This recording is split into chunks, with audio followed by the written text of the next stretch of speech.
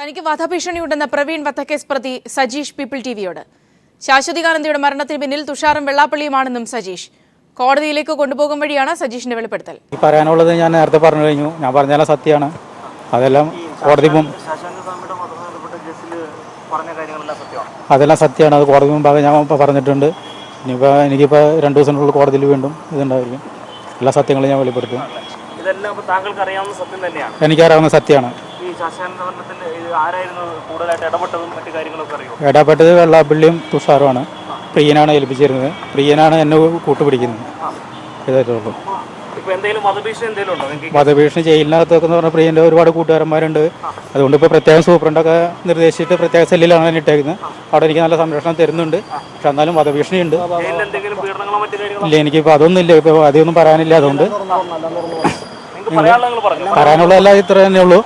ഈ പറഞ്ഞാലും സത്യമാണ്. അതെന്തായാലും തെളിയും എന്നൊരു സത്യവിശ്വാസമുണ്ട്. ടി പി പ്രശാന്ത് ചേരുന്നുണ്ട് വിവരങ്ങളുമായി.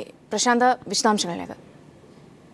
പ്രവീൺ വധക്കേസിലെ 5ാം പ്രതിയായ സജീഷ് ജാമ്യത്തിനായി കോട്ടയം ഫാസ്റ്റ് ട്രാക്ക് കോടതിയിൽ എത്തിയപ്പോഴാണ് വധഭീഷണിയുള്ള കാര്യം പീപ്പിൾ ടിവിയോട് വെളിപ്പെടുത്തിയത്.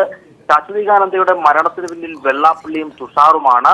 ഇത് തനിക്ക് അറിയാവുന്നത് കൊണ്ടാണ് വധഭീഷണി. പ്രിയനാണ് തന്നെ ഇക്കാര്യത്തിൽ കൂട്ടിക്കൊണ്ടുപോയത്. പ്രിയന്റെ കൂട്ടാളികൾ വിയ്യൂർ ജയിലിലുണ്ടെന്നും സജീഷ് വെളിപ്പെടുത്തി. അതുകൊണ്ട് തന്നെ ഏതു നിമിഷവും എന്തും സംഭവിക്കാമെന്നുള്ള ഒരു സ്ഥിതിയിലാണ് ഇപ്പോൾ പ്രത്യേക സെല്ലിലാണ് പാർപ്പിക്കുന്നതെന്നും സജീഷ് പീപ്പിൾ ടിവിയോട് പറഞ്ഞു.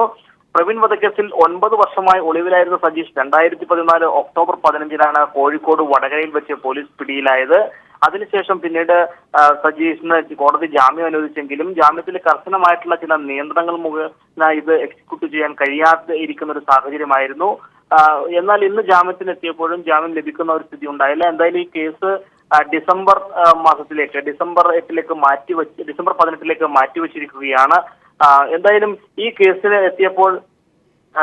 ജാമ്യം എടുക്കാൻ എത്തിയപ്പോഴാണ് നമ്മൾ സജീഷിനെ സമീപിച്ചത്. സ്വാമി ശാശ്വതികാനന്ദയുടെ മുങ്ങിമരണത്തിൽ വെള്ളാപ്പള്ളി നടേശന്റെ പങ്ക് പീപ്പിൾ ടിവിയോട് വെളിപ്പെടുത്തിയ മുതൽ സജീഷിന് വധഭീഷണിയായിരുന്നു. കാരണം ഈ കേസിലെ എല്ലാ കാര്യങ്ങളും സജീഷിന് അറിയാം എന്നത് തന്നെയാണ് ഇതിന്റെ പ്രധാനപ്പെട്ട ഒരു വസ്തുത.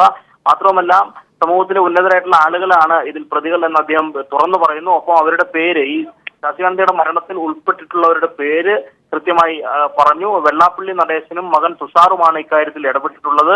പ്രിയനാണ് ഇവരുടെ കൂട്ടാളിയായിരുന്നത്. പ്രിയനാണ് തന്നെ കൂട്ടിക്കൊണ്ടുപോയത്.